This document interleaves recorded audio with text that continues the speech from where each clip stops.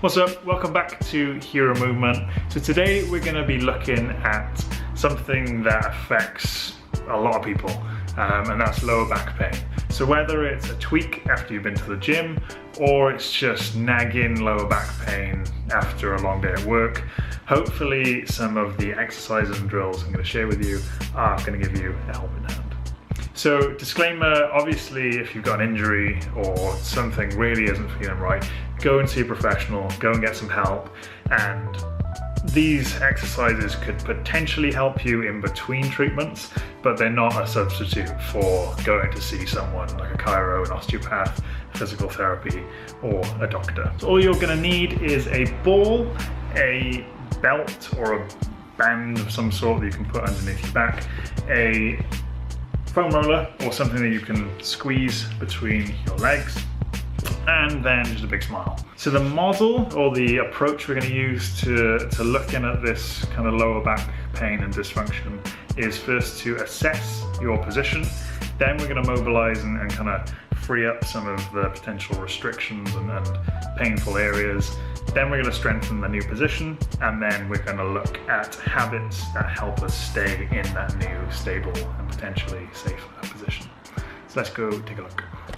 So step one, we're going to look at our positioning. So where are we resting in our everyday life, in our kind of natural positioning, and is that something that's potentially going to be contributing towards our lower back pain? And that's not always the case, but sometimes it is, so something that's worth looking at. And a lot of the time it goes back to the pelvis. So we talked about it before in the posture video.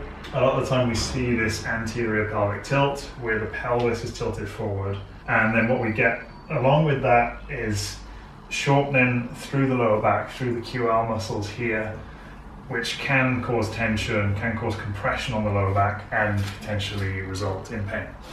So if you're looking in the mirror and you see that tilt forward with the hyperlordosis in the lower back, the exaggerated curve, then these exercises could potentially help you out, help reset that position a little bit, potentially bring you out of pain. So step two, we're going to look at some of the tissues that are potentially tight or aggravated, and we're going to look to apply some pressure and release or lengthen them. So, where's my ball? Lost my ball. I'll call from here. So grab a ball, and we're going to go onto the floor and feet against the wall for this one. So you're already taking some of the pressure off, getting a little bit of decompression, or at least less compression at the lower back just by lying on your back. So you're going to grab the ball, and we're going to be hitting the area in your lower back with the QL, so between the top of the pelvis and kind of the outside of the pelvis. So just going to place the ball there, lift the hips up, and then apply a little bit of pressure down through there. If you hit a particularly tight spot, you're just going to hang out by there for a little minute, just apply a little bit more pressure, and don't forget to breathe. So we're going to do that on both sides. So we're hitting in here and in here. So that's number one. Then we're going to move on to the outside of the glute. So another area that kind of gets tight and pulls that pelvis down into the anterior pelvic tilt. So same position. Ball is on the outside of the bum muscle, and we're just going to kind of lean down into that, and then shear your pelvis, your hips against the ball. So that's quite tight for me. Again, if you find a really nasty bit, we're just resting there, breathing deep, and waiting until that kind of dissipates a little bit before we move on. We don't want to just be rolling through and not really putting any pressure down. We want to be finding those real tight spots, the real bits that are restricted, and applying more pressure to that. So we're going to go both sides there. Then we're going to move around to the front of the hips, to the hip flexors. So if we're spending a lot of time sitting, the hip flexors are getting short and tight and pulling the pelvis down. If you grabbed onto your trousers and then tried to kind of stand upright, it's that force that's kind of pulling you down with tight hip flexors. It's hard to kind of pull up into a neutral position when these are tight. You're going to get the ball in. You might want to do this one at home and put it into the front of the hip and then just pressure down through there. Again, that kind of side to side motion. And we do that on both sides. So that's step 2. We've released some of the tissues that are potentially a bit tight, potentially in a bit of spasm and causing us a bit of pain. Step 3 now, we're going to move to strengthening the new position. So now that we've created a little bit of laxity, how can we strengthen some tissues to bring our pelvis into neutral and to potentially reduce the pain moving forwards? So the first thing we're going to do, this is kind of a pelvic reset I got from Kelly Starr at Mobility Ward. So some people say that this helps reset the pelvis into a good position. So if you've got an SI joint out of whack, then it can potentially pull it back into alignment. Others kind of argue that the SI joint is a really strong joint. It doesn't move out of place or back into place that easy. So all I know is that it makes me feel pretty good and I'm in less pain after I do it. So I thought I'd give it a share with you. So you're going to need your roller or cushions or just something kind of about that wide that you can put between your knees to squeeze once we've done the mobilization. So I'm going to lie on my back. Lower back is pressed into the floor, and with the one leg we're going to press against the wall.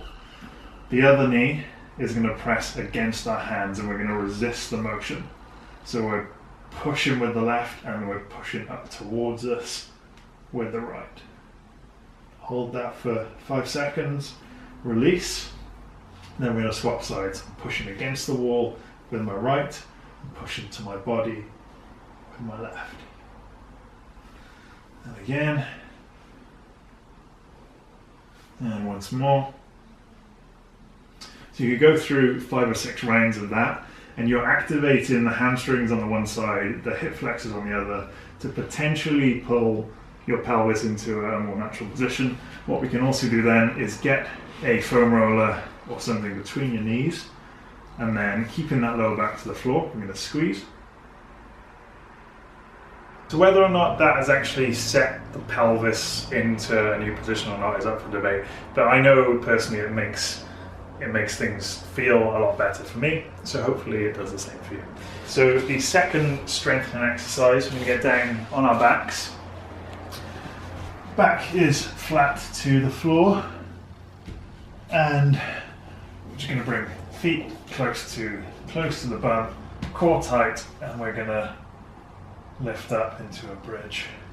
So we're activating the glutes, which often gets switched off if we're in that kind of anterior pelvic tilt position, and we're also lengthening through the hip flexors as well. So just squeezing up. You could either hold and just stay in this isometric, or you could kind of move through just for a minute or so, just really squeezing your glutes at the top of that position, and yeah, it feels nice. Then the last strengthening one, we're going to do a bit of strengthening of the deep core, so the transverse abdominis. Again, on the back, this is where you're going to grab your belt or your band, whatever you've got. So you're going to thread that through the lower back, and you can see if I'm just resting here and not really paying attention to my core, I can pull that through. So what we want to do is flatten the back to the floor.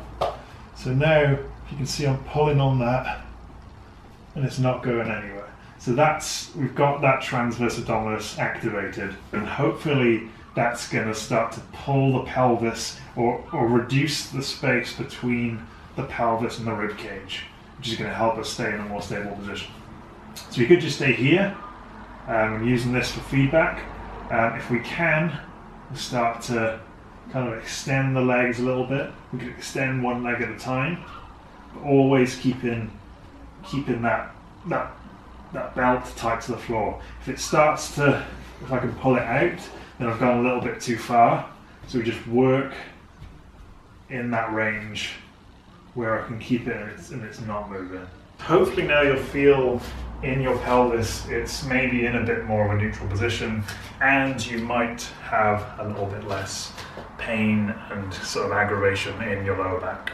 So step 4, we're looking at our habits. So how can we start to adjust our behaviors throughout the day to try and reinforce this new position, to try and reinforce the new pelvic position and potentially reduce our chances of having a tweak, having that lower back pain again in the future. So the first thing to look at is sitting. It's a massive one. How long are we spending sitting throughout the day, and also how can we start to break those longer periods up? So whether that's at work, if you can walk away from your desk every 20 minutes or half hour just to shake your legs out a bit, just to break up those long periods of sitting. Because when we're sat in a chair for a long amount of time, our hip flexors are getting tight, our glutes are getting switched off, the core is not engaged, and the QL, the lower back, is starting to cramp up and it's feeling those decompression forces. So anything we can do to kind of break up long periods of sitting is usually a good thing. The second thing is, can we check in with our posture regularly throughout the day? So you could set reminders on your phone, so one an hour or one every 2 hours, just to check in with where your posture is right now. So like we talked about in the previous video, the healthy posture video, what's your core doing and where is your pelvis aligned? Are you squeezing your glutes? Are your shoulders kind of back and down?